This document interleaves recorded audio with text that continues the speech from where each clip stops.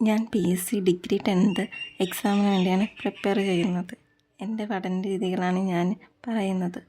ഓരോ ദിവസവും ഒരു ടോപ്പിക്ക് അല്ലെങ്കിൽ ഒരു ടൈം ടേബിൾ രീതിയിലാണ് എൻ്റെ പഠന രീതി പോകുന്നത്. പഠിക്കാനിരിക്കുന്നതിന് മുമ്പ് തന്നെ ഓരോ ഡേയും തീർക്കേണ്ട ടോപ്പിക്ക് എഴുതി വെച്ച് അന്നത്തെ പഠനമാണ് ആ രീതിയിലാണ് സ്റ്റാർട്ട് ചെയ്യുന്നത്. അത് തീർക്കുക എന്നാണ് എൻ്റെ ലക്ഷ്യം. ചില ദിവസമൊക്കെ തീരും, ചില ദിവസമൊക്കെ പെൻഡിങ്ങൊക്കെ വരും. നമുക്ക് എല്ലാ ദിവസവും ഒരുപോലെ ഉണ്ടാവണമെന്ന് നിർബന്ധമൊന്നുമില്ലല്ലോ. ചില ദിവസമൊക്കെ നമുക്ക് ഭയങ്കര എനർജറ്റിക് ആയിരിക്കും, ചില ദിവസമൊക്കെ നമ്മുടെ എനർജി ഭയങ്കര ലോസ് ആയിരിക്കും. അപ്പം പെൻഡിങ് വരുവാണെങ്കിൽ ആ പെൻഡിങ് ഞാൻ മാക്സിമം തീർത്തിട്ടേ പോകത്തുള്ളൂ.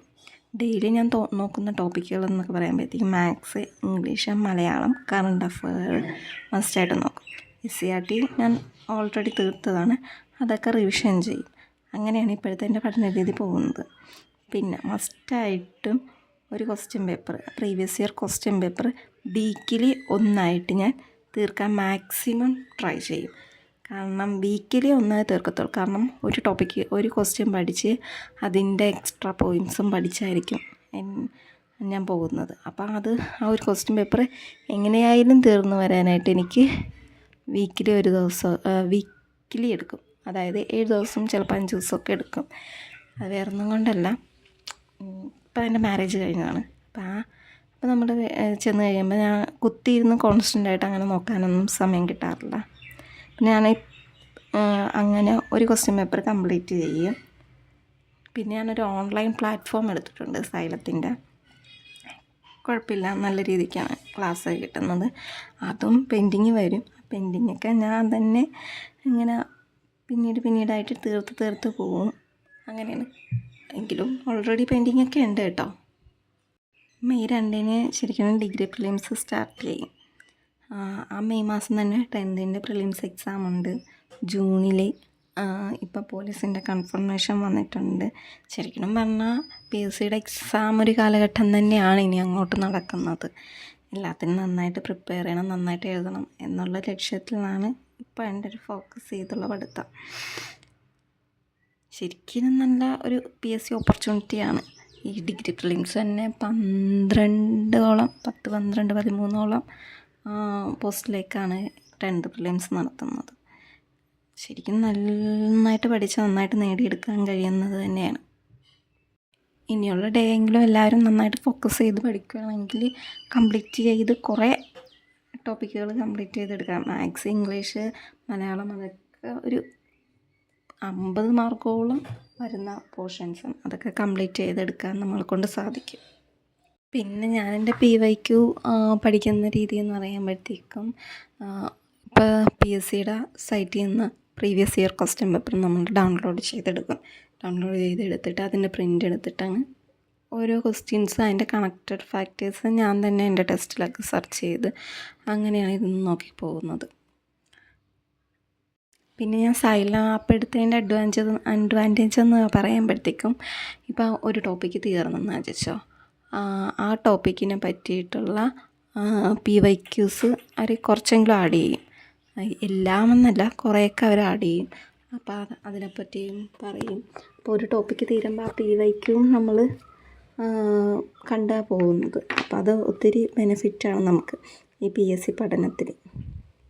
പിന്നെ എൻ്റെ മാത്സ് പഠനം എന്ന് പറയുമ്പോഴത്തേക്കും ഞാൻ ജെറിൻ സാറിൻ്റെ ക്ലാസ് കണ്ട്, അതായത് യൂട്യൂബിലും സൈലത്തിലും അവിടെ ഇവിടെയൊക്കെ ക്ലാസ് കണ്ട് ഞാൻ നോട്ടൊക്കെ ഓൾറെഡി പ്രിപ്പയർ ചെയ്ത് വെച്ചിരിക്കുകയാണ്. പിന്നെ എല്ലാ ദിവസവും അതിന് റിവിഷൻ ചെയ്ത് പോകുന്നേ ഉള്ളൂ. SCERTയുടെ പഠന രീതി എന്ന് പറയുമ്പോഴത്തേക്കും ചിലവരൊക്കെ പ്രിൻ്റ് എടുത്ത് വെച്ചിട്ട് പഠിക്കുന്നത് നല്ലൊരു നല്ല രീതിയാണ് അങ്ങനെ പഠിക്കുന്നത്. ഞാൻ PSC പള്ളിക്കുടത്തിൻ്റെ ഒരു ടെസ്റ്റ് ഉണ്ട്, ആ ടെസ്റ്റാണ് വെച്ച് നോക്കിക്കൊണ്ട് പോകുന്നത്.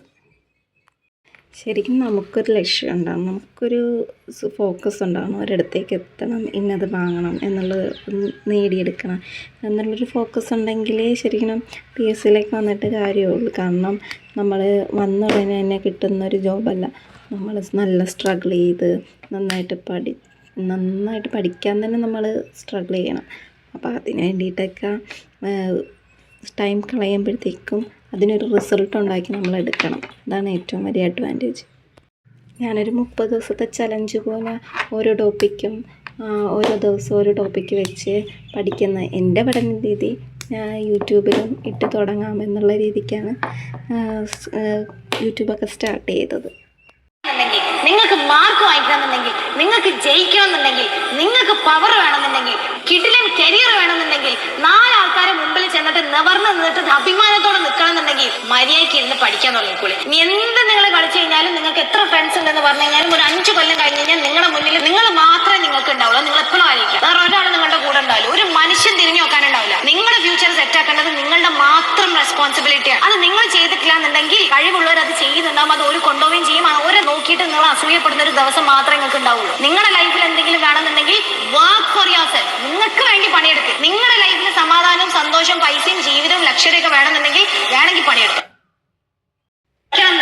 നിങ്ങൾക്ക് മാർക്ക് വാങ്ങിക്കണമെന്നുണ്ടെങ്കിൽ, നിങ്ങൾക്ക് ജയിക്കണമെന്നുണ്ടെങ്കിൽ, നിങ്ങൾക്ക് പവർ വേണമെന്നുണ്ടെങ്കിൽ, കിടിലൻ കരിയർ വേണമെന്നുണ്ടെങ്കിൽ, 4 ആൾക്കാരെ മുമ്പിൽ ചെന്നിട്ട് നിവർന്ന് നിന്നിട്ട് അഭിമാനത്തോടെ നിൽക്കണമെന്നുണ്ടെങ്കിൽ മര്യാദയ്ക്ക് ഇരുന്ന് പഠിക്കാൻ തുടങ്ങിക്കോളി. ഇനി എന്ത് നിങ്ങൾ കളിച്ചു കഴിഞ്ഞാലും, നിങ്ങൾക്ക് എത്ര ഫ്രണ്ട്സ് ഉണ്ടെന്ന് പറഞ്ഞു കഴിഞ്ഞാലും, ഒരു 5 കൊല്ലം കഴിഞ്ഞ് കഴിഞ്ഞാൽ നിങ്ങളുടെ മുന്നിൽ നിങ്ങൾ മാത്രമേ നിങ്ങൾക്ക് ഉണ്ടാവുള്ളൂ. നിങ്ങൾ എപ്പോഴും ആയിരിക്കും, വേറെ ഒരാൾ നിങ്ങളുടെ കൂടെ ഉണ്ടാവില്ല. ഒരു മനുഷ്യൻ തിരിഞ്ഞു നോക്കാനുണ്ടാവില്ല. നിങ്ങളുടെ ഫ്യൂച്ചർ സെറ്റ് ആക്കേണ്ടത് നിങ്ങളുടെ മാത്രം റെസ്പോൺസിബിലിറ്റിയാണ്. അത് നിങ്ങൾ ചെയ്തിട്ടില്ല എന്നുണ്ടെങ്കിൽ കഴിവുള്ളവർ അത് ചെയ്യുന്നുണ്ടാവും. അത് ഒരു കൊണ്ടുപോവുകയും ചെയ്യും. അവരെ നോക്കിയിട്ട് നിങ്ങൾ അസൂയപ്പെടുന്ന ഒരു ദിവസം മാത്രമേ ഉണ്ടാവുള്ളൂ. നിങ്ങളുടെ ലൈഫിൽ എന്തെങ്കിലും വേണമെന്നുണ്ടെങ്കിൽ വർക്ക് ഫോർ യുവർ സെൽഫ്. നിങ്ങൾക്ക് വേണ്ടി പണി